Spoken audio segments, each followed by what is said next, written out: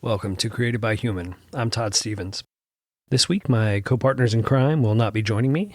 I thought I would do a little special treat for you guys. I put together a bonus episode. This episode is a story that I wrote, performed, and produced. It's called Aged to Perfection. Enjoy.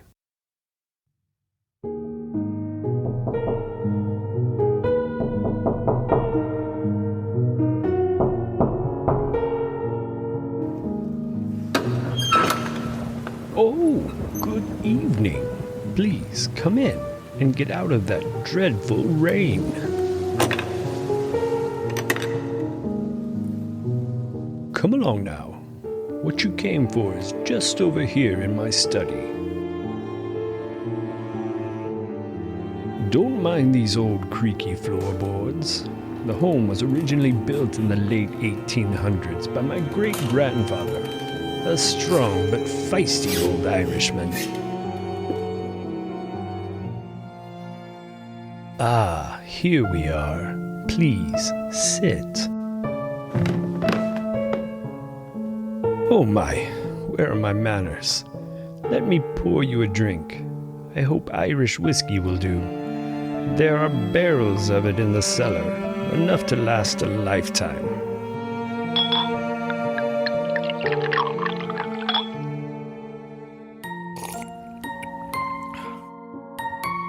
Now, give me a moment. Let me find the tale that you have traveled so far to hear.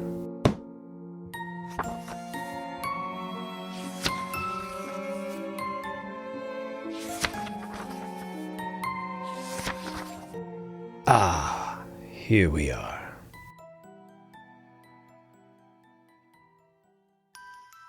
It was a cold and rainy evening. Very similar to this evening, as a matter of fact. A young man, no more than 20 years of age, found himself stranded on the side of the road due to car trouble. He, like many before him, was in search of a great adventure. Having left home at such a young age to escape the rules that his parents enforced upon him, he imagined a life quite different than the one he unwillingly grown up in.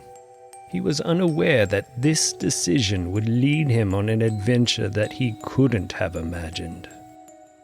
2 months prior to your visit here tonight, I intended on making a tasty pork loin with a side of garlic mashed potatoes and asparagus, along with a glass of one of my most delicious and savory barrels of aged whiskey.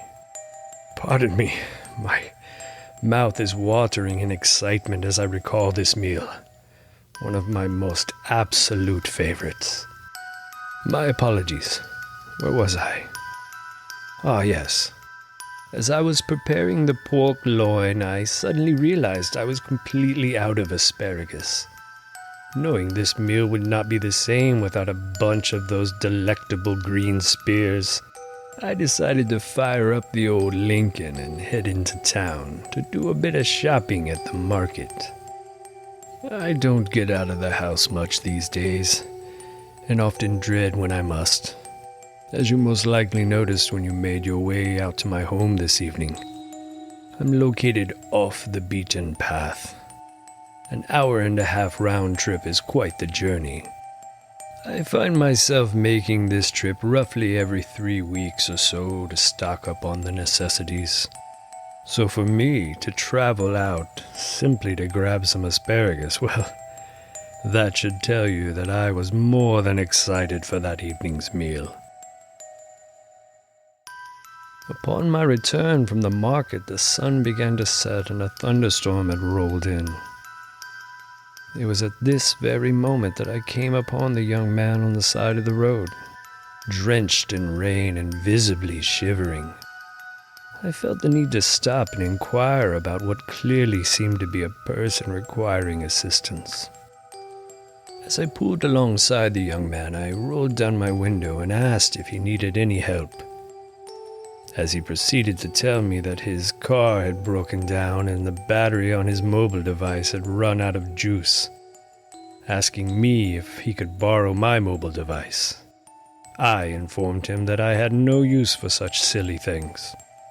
At this point, I made him aware that I did indeed have a home phone. He, of course, was more than welcome to ride with me back to my house to call for a mechanic. He obliged my offer and took safety from the storm in the passenger seat of my car. As we drove, he would go on with stories from his upbringing, how terrible he had it under the roof of his controlling parents, that now he was truly free to seek out what the world could offer him. On and on he went, complaining that he was owed more than he was given. Why should I have to work so hard when others have it so much easier, he would say. As I sat there behind the wheel of my car, I began to feel enraged. How ungrateful and inexperienced this foolish man was. Someone ought to show him how truly terrible and terrifying the world can actually be.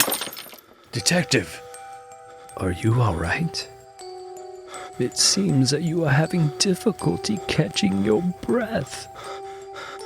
I'm so very sorry. You honestly gave me no other choice. That feeling that you are having at this very moment is the poison that I slipped into your drink, coursing its way through your body, shutting down your organs, and, as it would seem, is painfully ending your time here on Earth. I know. It will all be over soon. You see, I cannot have you leave here sharing this tale with others. That would bring nothing but more unwanted visitors tapping at my door. Although, if I am being truthful, I do enjoy the company. As brief as it may be, I am simply growing too bored of these endeavors. I guess you might say that the thrill itself has gone. I'm afraid that your fate will end just as the young man you have come here to question me about. Once you have taken your last breath, I will drag your lifeless body down to the cellar and preserve your corpse in one of my whiskey barrels. You'll be another floating trophy in my ever-growing collection of visitors, aging to perfection so that I may enjoy you with my next meal.